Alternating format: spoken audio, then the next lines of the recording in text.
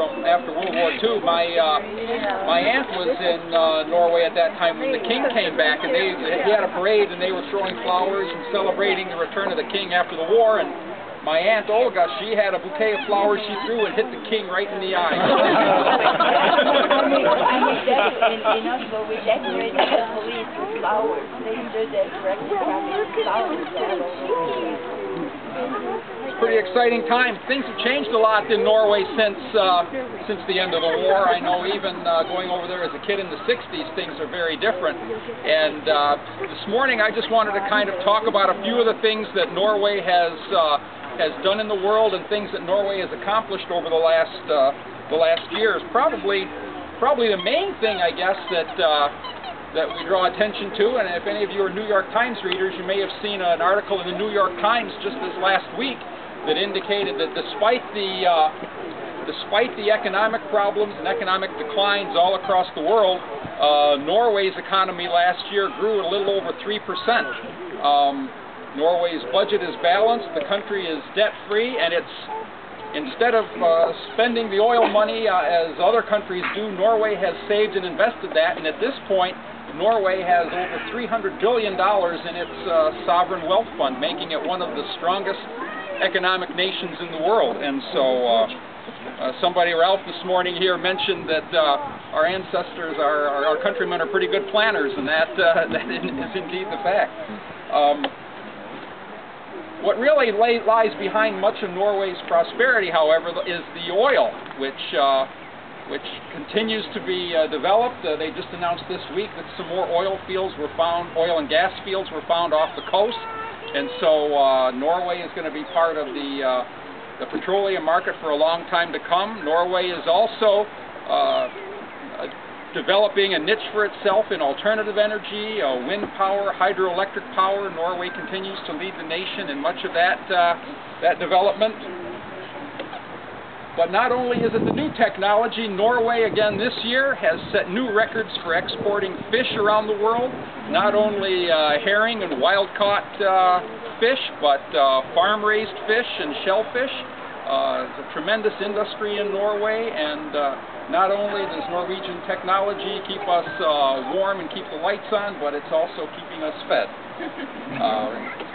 Again, as really since the end of World War II, Norway has been very active in international organizations.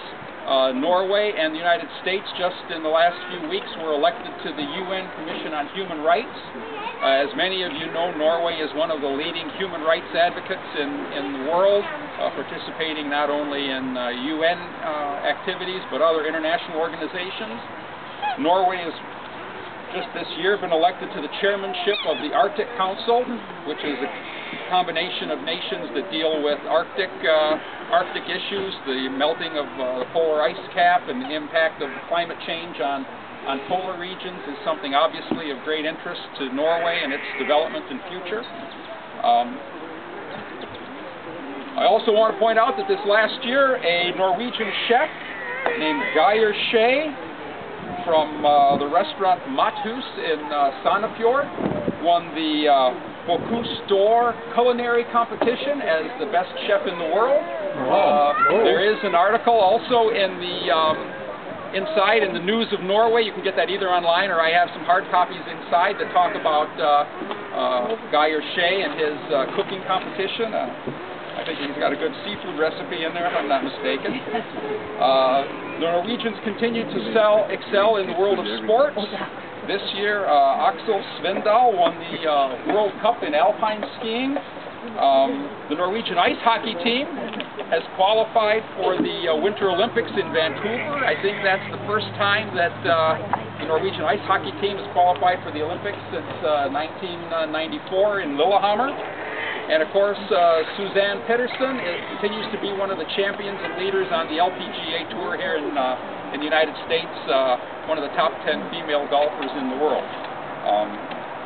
So Norway is on the map, continuing to be on the map. The Norwegian government and the king are extremely grateful for all the efforts of you, the Norwegian Americans and the Norwegian expatriates who continue to promote Norway and promote its visibility around the world.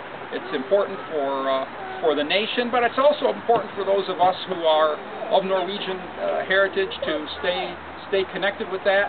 It's a unique heritage and a unique opportunity that not everybody has, and so I thank you all for your efforts in maintaining that heritage and continuing our ethnic traditions through events like this. And so once again, gratulerer med dagen and ha det bra.